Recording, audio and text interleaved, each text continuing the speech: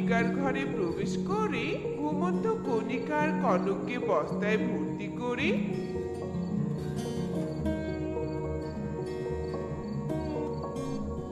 তার আস্তানায় নিয়ে আসে।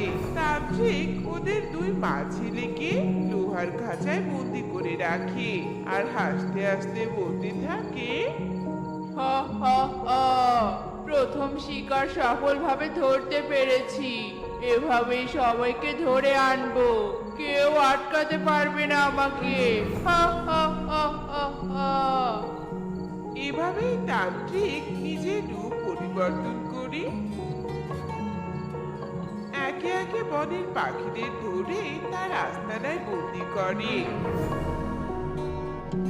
একদিন পারুল আর টুকি নদীর পাড়ে খেলছিল আর ওরা বলছিল, হ্যাঁ রে পারুল, কণিকা মাসিমা আর কনক কোথায় গিয়েছি রে? তুই কি জানিস? কয়েকদিন থেকে কনক আর কণিকা মাসিমাকে বনে দেখছি না। শুধু কনক আর কাকিমা নয়, শালু আর ওর মাও নেই। বুঝতে পারছি না সবাই কোথায় গিয়েছে। কতদিন থেকে সবাই মিলে মজা করে খেলা হয় না। আমার মনটা আজ খুবই খারাপ। টুকি পারুল এভাবেই কথা বলতে থাকে। তখনই ওখানে তান্ত্রিক আসে। তান্ত্রিক টুকি পারুলকে দেখে একা একা বলতে থাকে, নিজের রূপ পরিবর্তন করে বনের পাখিদের ধরতে ধরতে নিজেই বিরক্ত হয়ে পড়েছি। আজ আর রূপ পরিবর্তন করব না। আজ আমি এদের তান্ত্রিক রূপে ধরে আনবো আর বন্দি করে রাখবো।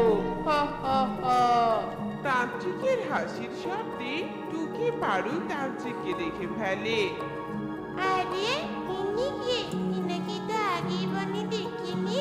দেখ দেখ পারুল, কেমন ভয়ঙ্কর চেহারা আর ভয়ঙ্কর হাসি রে বাবা। আমার তো ভীষণ ভয় লাগছে। চল পারুল, এখান থেকে পালাই। এই বলে ওরা যেই না ছুটে পালাতে থাকে, তান্ত্রিক ওদের পিছু পিছু ছুটতে থাকে। এই দাঁড়া বলছি, দাঁড়া। তোরা আমার হাত থেকে বাঁচতে পারবি না। পালিয়ে যাবি কোথায়? দাঁড়া বলছি, দাঁড়া। টুকি আর পারুল ছুটতে ছুটতে বনের গভীরে প্রবেশ করে। ওরা দুজনে একটা সাত ফলের গাছের নিচে এসে দাঁড়ায় আর কাঁদতে কাঁদতে বলতে থাকে, ওই পাখিটা মনে হয় কোনো তান্ত্রিক ছিল রে। এবার ওই তান্ত্রিকের হাত থেকে আমাদের কে রক্ষা করবে? এখানে তো আমাদের মা বাবা কেউ নেই। সৃষ্টিকর্তা, তুমি আমাদের সাহায্য করো।